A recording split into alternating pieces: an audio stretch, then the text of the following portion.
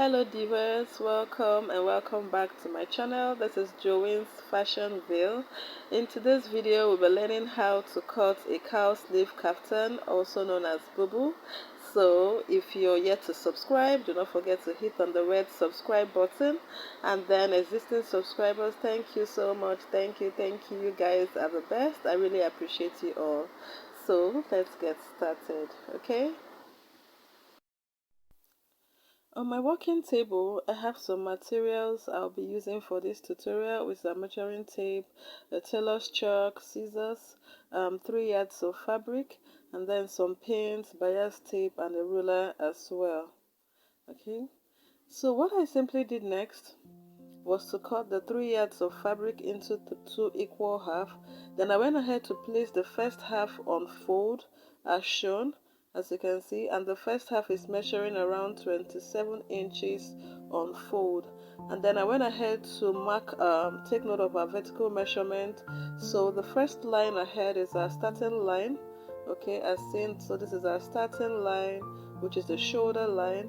Then the next one is our waist line. Then we have our hip line, and then the knee line as well. So basically on the hip line, I went ahead to mark the quarter of our hip circumference, which is about 9.5 inches plus 1 inch ease allowance, and then half an inch for the seam allowance. Then I simply went ahead to transfer this measurement to the hip line and the hem line.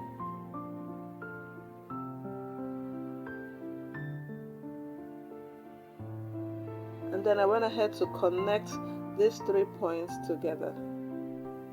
So please, I'd like us to note that you can go ahead to add any ease allowance of your choice, as this is not a standard. You can decide to add 2 inches, 3 inches, or 4 inches, depending on how full you want your cowl sleeve.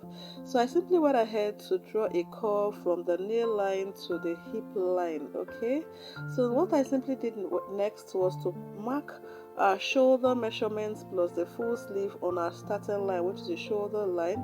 I went ahead to mark out was the shoulder measurement, which is 7.5, and a full sleeve of about 15.5. So it depends on how long you want your sleeve to be. You can decide to make it 5 inches, 10 inches. This is not a standard, so just be creative and know what you want, okay? So after marking a total length of the starting line, I simply went ahead to transfer the measurement of my starting line to the waist line, and then I connected the 2 points together.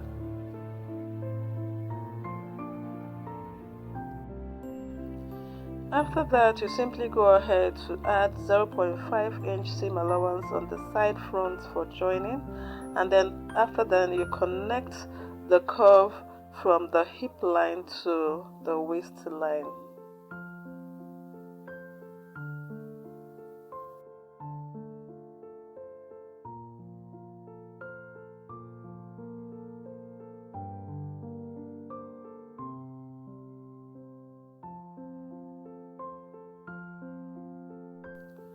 So right here, I'm cutting out the pattern, which is basically the front pattern, and then I'll simply go ahead to use it to cut out the back pattern for this BUBU dress.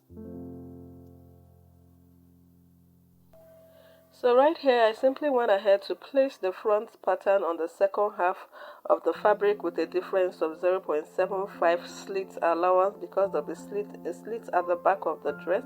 And then I simply went ahead to cut out this pattern with the slit allowance.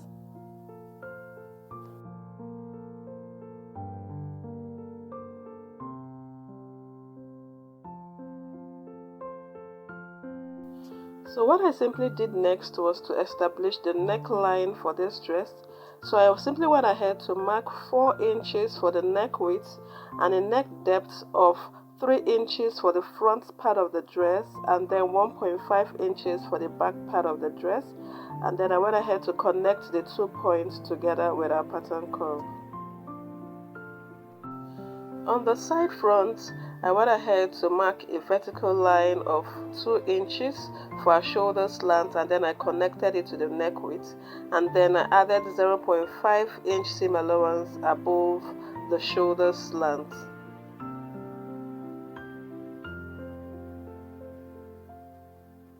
From the shoulder slant, which is that point I'm touching, I went ahead to establish our sleeve circumference of 12 inches, which is 12 divided by 2. Since we have our fabric on fold, it was 6 inches, so I went ahead to mark 6 inches and then I notched that point.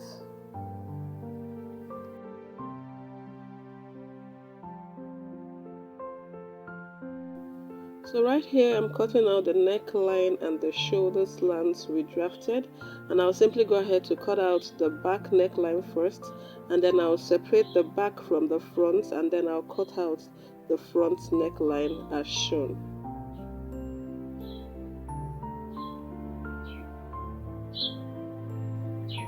So please kindly disregard the bird sound in the background, okay?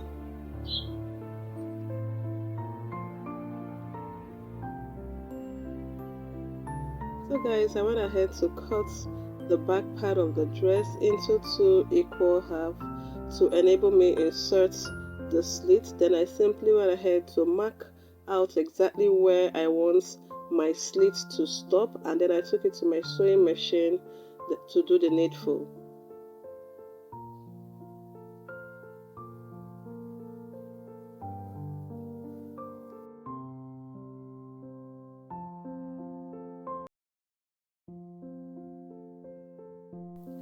Yeah, so after joining the back piece together and inserting the slits as well, I simply went ahead to give it a good press so that the seam can relax, and then I'll secure the slits with a stitch as well. So what I simply do next is to cover the raw edges of our neckline with a bias tape, both for the front panel and the back panel. So I simply went ahead to place the bias tape or the pin. I secured it with a pin on the front part of the neckline against the back. So I'll run a stitch by 1/4 inch, and then I'll simply flip over the bias tape to the other side, which is the wrong side of the dress, and then I'll run a stitch as well.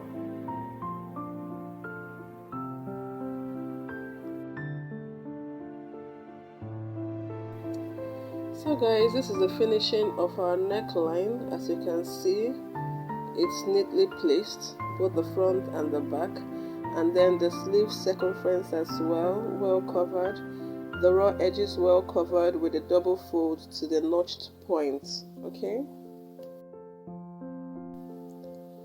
so after that I simply used some pins to join the side front and the side back together as shown here. So what I basically did was to join them together, and after that I'll simply take it to my sewing machine, and then I'll run a stitch to cover to join this piece of fabric together. So you can simply use an overlocker to cover the raw edge for neat finishing. Okay, so I'll simply do this and then I'll show us the results of our work done.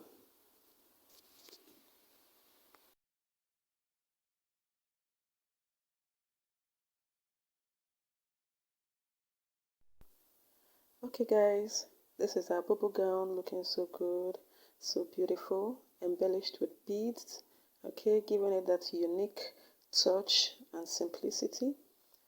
So if you find this video helpful, please do not forget to give it a thumbs up, okay? If you really like this video, please give it a thumbs up. I'll be in the comment section. And do not forget to subscribe, please. I really need to keep this going, okay? Thank you so much. Thank you so much. I'll see you guys in my next video. Bye.